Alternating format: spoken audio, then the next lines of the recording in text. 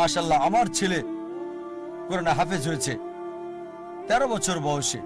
একটা ব্যতিক্রম, 1 বছরে সপ্তাহে 5 দিন, অসাধারণ। লোকজন বলে জাকির ক্রেজি, প্রতিদিন 1 ঘন্টা, সপ্তাহে 5 দিন, বছরে 9 মাস, অসম্ভব। আমাদের স্কুলের অধিকাংশ ছাত্র ছাত্রী 2.5 বছর থেকে 4 বছরে হেফজ শেষ করে, তাদের মধ্যে একজন আমার ছেলে। তারপর সে ব্ল্যাক বেল্ট পেল তাইকোন্ডোতে।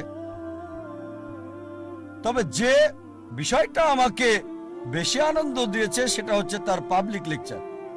8 বছর বয়সে ছোট লেকচার, 10 মিনিট, 15 মিনিট, 50,000, 1 লাখ দর্শকের সামনে আমার লেকচারের আগে। আর আমি প্রথম লেকচার দেই, পাবলিক লেকচার, 27-28 বছর বয়সে। লোকজন বলতো ও এত কম বয়সে 28 বছর। আমিও ভাবতাম 28 বছর। শেখ দিদাত 60-70, আমি 28 বছরে। আমি খুব খুশি।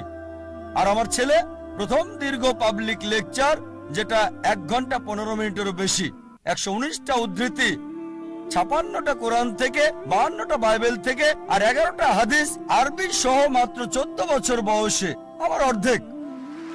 আমি খুবই আনন্দিত। মাশাআল্লাহ, 1 ঘন্টা 15 মিনিট, 119টা উদ্ধৃতি, কোনো নোট ছাড়া। এই বছর মাশাআল্লাহ আবার লেকচার দিয়েছে। এই গত সপ্তাহের রোববারে লেকচারটা দিয়েছে, এই রোববারে আবারও দিয়েছে। Misconception about Islam, concept of god. ইনশাআল্লাহ ইনশাআল্লাহ আল্লাহ সুবহানাহু ওয়া তাআলার কাছে দোয়া করি যেন তার প্রচেষ্টাকে কবুল করেন।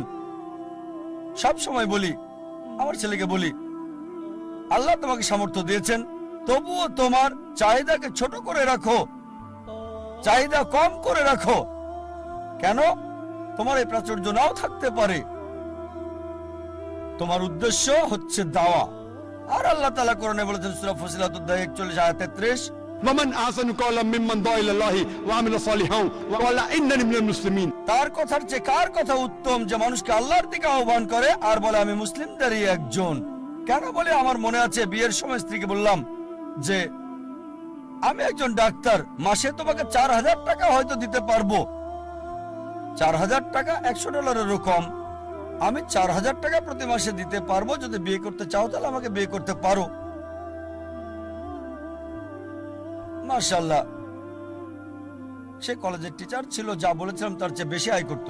সেও তাই ছিল। মাশাআল্লাহ, তাই ছেলেকে বলি চাহিদা কম করে রাখতে। যেমন যদি ফ্লোরে ঘুমিয়ে অভ্যস্ত থাকে, সমস্যা মোকাবেলায় যদি আত্মত্যাগ করতে হয়, তাহলেও দাওয়া চালিয়ে যাওয়া সহজ হবে।